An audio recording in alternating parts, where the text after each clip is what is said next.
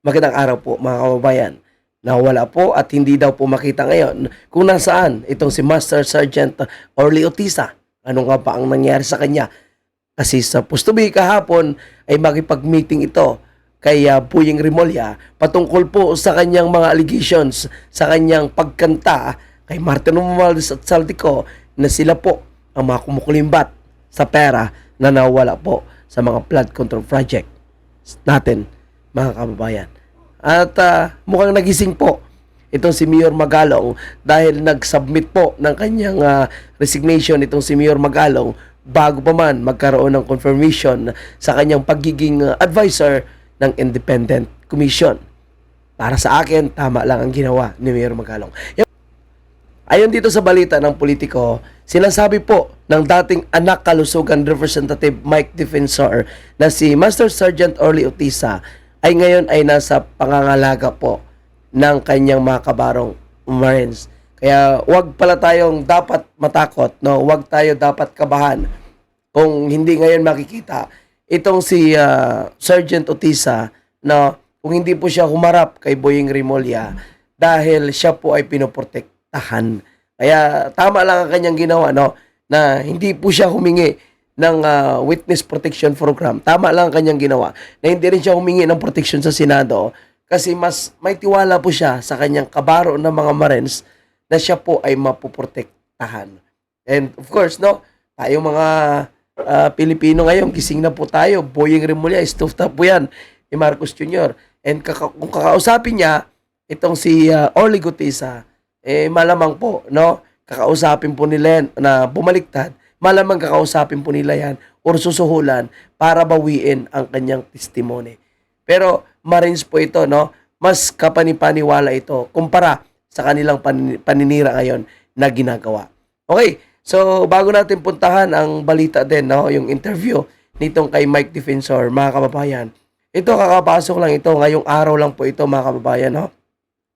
Mayor Magalong ay nagsumiti po ng kanyang courtesy o resignation, no? Ayan, no? So, pagkatapos siya i-appoint at sinasabing pinapag-aralan pa daw po yung kanyang pagiging advisor, miyembro ng Independent Commission, no? Inunahan na po sila ni Mayor Magalong. Kasi, in-invite nila si Mayor Magalong, mga kababayan po natin, na maging part ng Independent Commission. Tapos si Mayor Magalong, panay nga po ito, no? Sama kay Vince Dizon at pag-check sa mga iba't ibang proyekto ng gobyerno na may anomalya na mga flood control, substandard o yung ginagawa pala ngayon na supposed to be tapos na yung 2023, tapos na noong 2024, so ngayon palang ginagawa. So talagang nakikita din natin, no, na nagtatrabaho si Magalong. Kaya nga sabi natin kay Magalong noon, no, kung talagang gusto mo ng independent investigation, dapat hindi ka sumanib dyan kay Bongbong Marcos dahil ang gagawin ng Independent Commission ay puro lang pananakip butas. Pagtatakpan lang yung kapalpakan, idiin yung hindi nila kalyado at protektahan ang kanilang kalyado. Lalo na itong si Martin Romualdez. Ngayon si Saldico wala na eh. No? Hindi na nila pinoprotektahan si Saldico, kundi nilaglag na po nila, mga kababayan po natin. Kaya good job po dito kay Mayor Magalong, no? At manindigan po kayo, Mayor Magalong, lapanan nyo na lang, no? Yung matinding corruption na ito, lalong-lalo na sa anomalya ng flood control. Ito kasing si Claire Castro, mga kababayan po natin, no? Talagang maingay. Sinasabi niya nga dito na hindi naman po niya kailangang ubusin ang kanyang oras sa ICI dahil hindi po siya miyembro ng ICI. So yan kasi ang kanilang laging pinapalabas, no? Na hindi ka miyembro ng ICI, hindi ka dapat talagang tumulong dyan. Hindi mo kailangang ubusin ang iyong oras. Ayan tuloy, mga kababayan natin. No? Naunahan po sila ni Mayor Magalong. Imbes na sila po ang magtanggal kay Mayor Magalong, inunahan po sila ni Mayor Magalong at nilayasan po sila ni Mayor Magalong. At ito yung nakakatakot ngayon. Dahil malamang may nakuha na po itong impormasyon si Mayor Magalong at posibleng sabit po, no, itong palasyo. Dahil narinig niyo po ba, no, na nabanggit po sa Blue Ribbon Committee na tumatanggap pala ng 15% itong si Benjamin.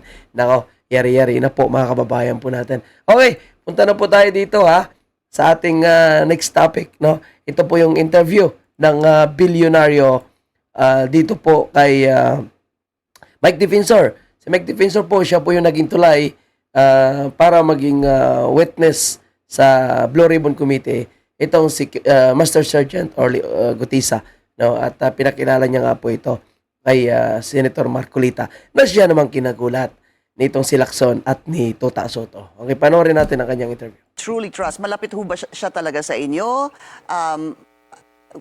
Just give me a little bit of a little description or how close you are to this common friend, just to be able to kind of put the pieces together with Sergeant Gutesa, sir. To be, if the question, if it's political, wala, nothing. It's not political. These people are also concerned for the country. They heard what Gutesa said. And the other people with Gutesa, I believe, no, from what I heard, will also come out and will reveal also what they know. So I think that's the point. I think bottom line here, I saw the list of the Department of Justice. Secretary Boying is also a good friend of mine. But, if you notice, Pinky, there are two names consistently being mentioned by Alcantara and, by Mr. Alcantara. This is the name of Mark Gaitas and I think, if I'm not mistaken, Paul Estrada. Opo. Yeah. And the whole departure order, the freezing of money from AMLA, this has not been done. And these two key people are the ones consistently coming out about receiving money, giving money. And I think, if we really want to solve the problem of corruption, if we really want to address this concern, present concern of our country now, we should really get to the bottom of this. Dapat walang sinasanto, walang tinatago, at talaga ilabas. But Congressman, yung pong sinabi nyo kanina that meron pa pong iba na posibleng lumabas, ibig sabihin ho ba nito, there will be others? Have you spoken to other people who want to, kumbaga, patotohanan itong sinabi ni Sergeant Gutesa? When Sergeant Gutesa was in front of me, while he was discussing about he was in discussion, he would constantly call someone or someone would call him and then they would say, yeah, lalabas ako. And then sabi niya, supportan niyo ako, Marines tayo. And then today, I get messages na a lot of those with them, and if you recall in the Senate hearing, he was talking about 90 people. Right. Some of them, ex-Marines, and some of them mga active police. May mga sabi. So, may mga susuporta pa mga kababayan po natin, no? May mga ex-Marines pa na lalabas. Kailan po sila lalabas, no? Sa totoo lang, may mga may mga tauhan ni Saldico na kumontra mga kababayan po natin, no? So, hindi naman talaga lahat ay may paninindigan.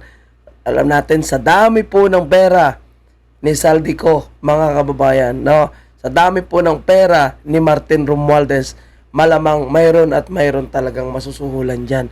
Mayroon at mayroon talagang tatanggap, no, ng pera para ibenta ang kanilang dignidad. Dito po, yung personal assistant ni Ko, no, na dinideny po ang sinasabi ni retired Master Sergeant Orly Gutisa. Iyan ay inaasahan na po natin mga kababayan. Doon pa lang sa pagkasyak nitong si Lacson at si Tota Soto sa Blue Ribbon Committee, no? At yung yung pag-debunk nila doon sa sinasabing fake daw po yung perma ng abogado doon sa notary, duda na tayo diyan. Kasi ang notary, no, mayroon kasing notary na perma lang ng perma, hindi naman talaga nila iniintindi, no? Nakita natin yan pag pag-notary tayo yung iba, no? So, siguro, para makontra nila na sinasabing hindi totoo, itong sinasabi ni Orly Gutisa, pwede rin naman kasing i-deny ng abogadong pumirma.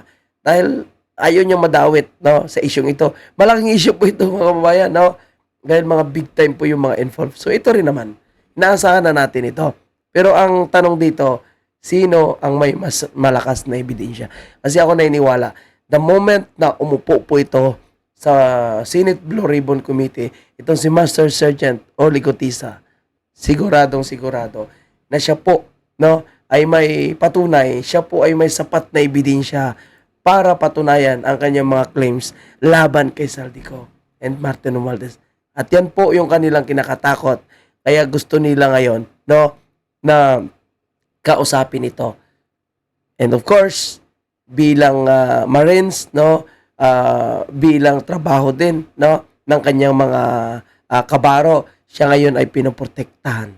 So, good job, no? Sinasabi na that they want to come out and also say and tell what they know and what they have observed. Congressman, for premise yung 90 na minention niyo po, that was mentioned in the Senate, ito po yung sinasabing 90 daw umano na security or nagbabantay or in shifts kay Congressman Zaldico. Would that be correct, sir? That's correct, Pinky. Okay. From what I understand from the explanation of Sergeant Cotesa, some of them sometimes will be assigned to be securing the houses. Some of them will be assigned in the delivery of money. Some of them would be assigned to be advanced or close in security for Grabe, no?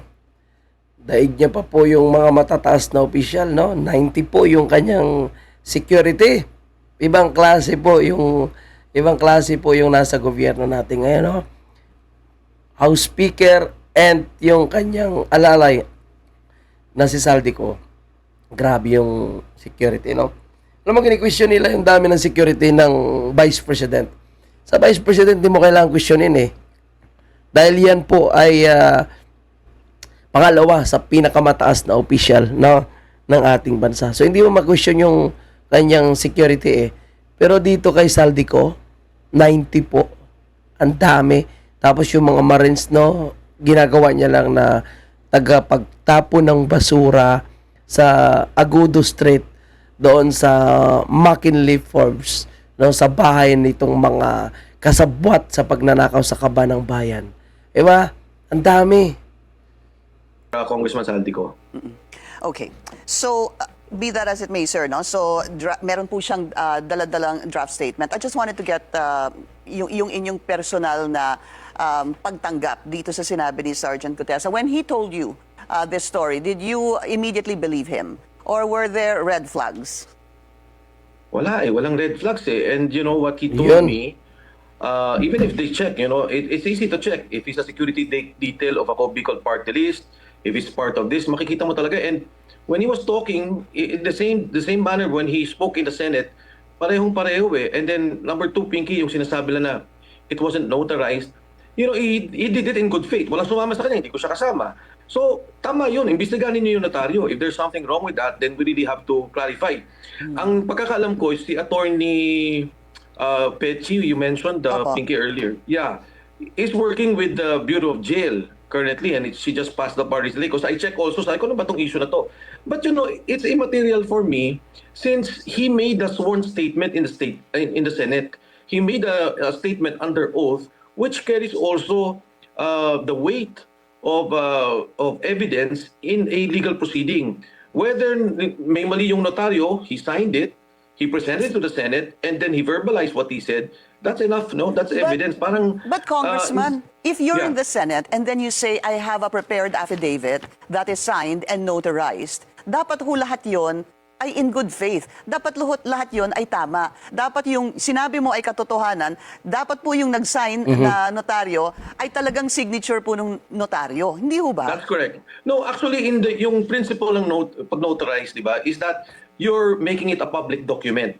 And then you take an oath in front of the officer, the notarizing officer. Now, I ask you, Pinky, pag ikaw ba nagbenta ng lupa and nagpa-notarize ba, alam mo ba kung yung taong kausap mo, i-deny ka later on or siya talaga yung tao? Di ba, you're doing it in good faith, technically. Sorry, sir, are you saying Yeah. that the lawyer really signed this and then is now saying that she actually Oh, didn't? Oh, yes. Iyon nga po ang sinasabi natin, mga kabayan, no? Na yung nagpirma sa notary po ni Master Sergeant Orly Cotesa ay posibleng natakot, no? At dininay niya po yung kanyang signature sa notary. So, hindi talaga may iwasan yan, mga kababayan po natin. Lalong-lalo na, gaya na sinasabi natin, bigatin po, no? Hindi basta-basta. Itong si Martin Romualdez, the name cannot mention, and Saldico.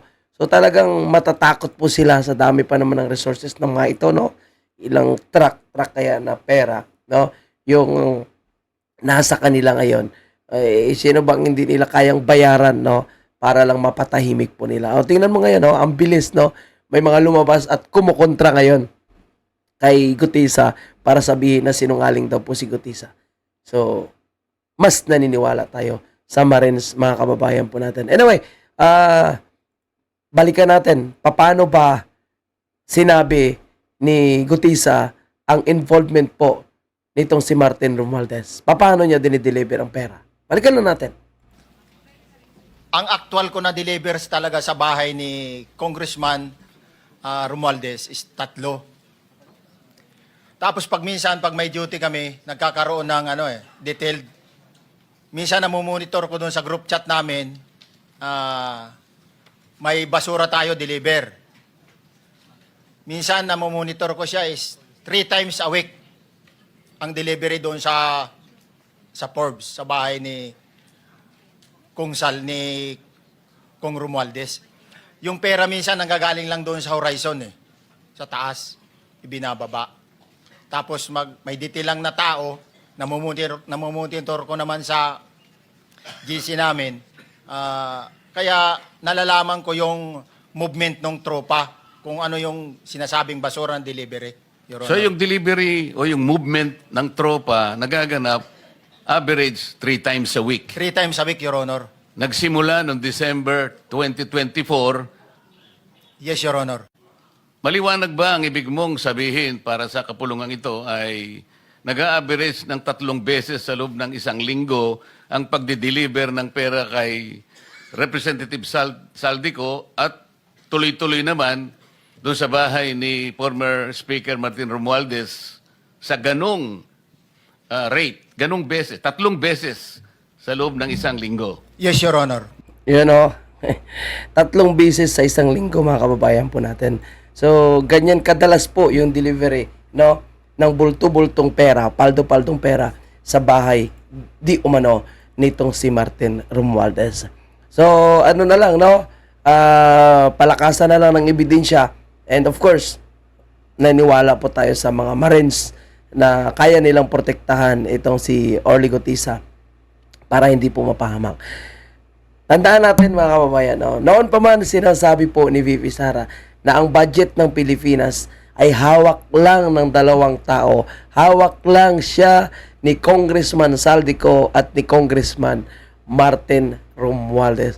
At iyan ang katotohanan, sinasabi po ni VP Sara. Noon pa man, and ni minsan, hindi po nagkakamali ang ating Vice Presidente. And ito po yung nangyayari ngayon. Kaya yan ang kanilang purpose na gustong-gusto po nila, mga kababayan, no? Na matanggal po itong si Vice President Sara. Gusto nilang ma-impeach.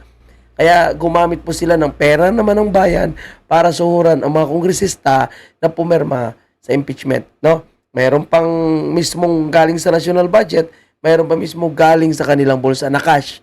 Upon signature di umano ng impeachment ni VP Sara ay binayaran agad sila. Oh, ganyan katindi po. And sinong kawawa? Tayo pong mga Pilipino, mga kababayan po natin. No, and ngayon, ito pa yung napakatindi talaga na talagang obvious na obvious itong si Boying Rimulya. No? May video pa nga nakita doon sa Senado na kung saan inaabutan ng papel ni Boying Rimulya itong si DPWH District Engineer Henry Alcantara. Binibigyan niya po ng script sa kanyang sinasabi. Sinasabi dito, no? Sa mga kinasuhan, recommended na kasuhan, sa lahat ng mga kongresista, sinasabi ni Ping Lacson, no, na 67, abay, ang kinasuhan po ay Saldico. So, obvious, no, na yung unang sinasabi na mga involved doon sa mga maanumalyang flood control ay hindi po sinama sa kinasuhan. Mas nakapokus sila sa mga senador. Na yung mga senador nga ay obvious naman na sila po ay miyembro ng minority. Tingnan mo dito, ha? Chis Escudero, Villanueva, Estrada, si Bong Revilla, kasama dyan, no? Si Binay. Yan. So, grabe. Yung mga kongresista wala na.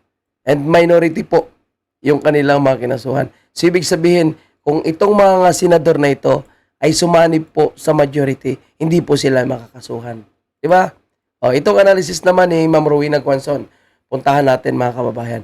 Pagkatapos mag-file ng kaso or i-recommend ng Department of Justice o ng NBI na kasuhan itong 21 na mga involved, no? Itong sinasabi ni Ma'am Rowena Guanzon, yung 9 na minority senators, Escudero, Villanueva, Estrada, idinawit na sa flood control ghost project. Gigipitin si Mark Son dahil dating DPWH Secretary, si Bato at Go i-connect sa war on drugs ng ICC.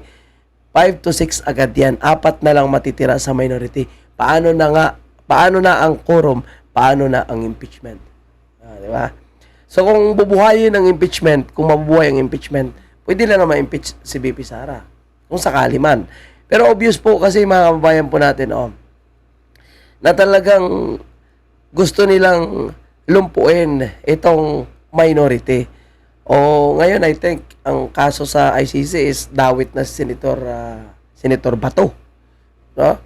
And nakita natin sa mga kumakalat na picture sa social media, nandun din si Trillanes. No? Diba?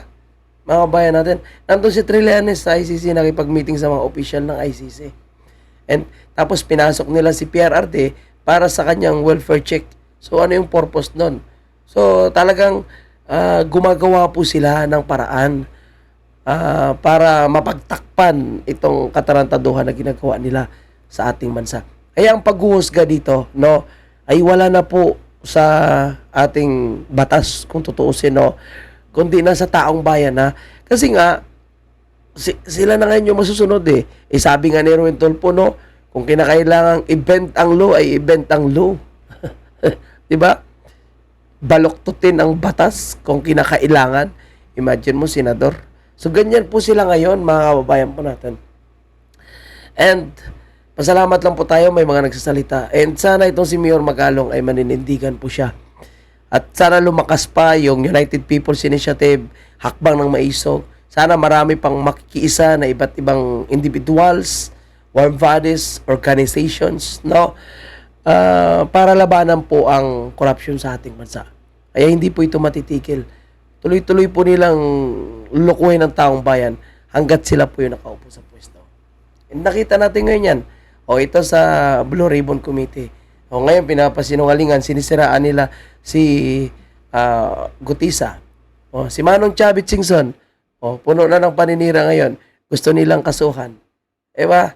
Tapos, ang Hakbang ng Maisog, inaakusahan nila na nanggulo daw doon sa Minjula. Pero hindi ang Hakbang ng Maisog yun nanggulo, kundi yung mga realista na nakaitim at yung mga bata na kalaunan ay na-discover ay mga miyembro pala ng mga makakaliwang grupo. Pero anyway, God is God, hindi po sila magtatagumpay. At ako naniniwala na lalabas at lalabas ang taong bayan para ipaglaban ang karapatan at lalong-lalo na yung issue ng corruption. Maraming salamat.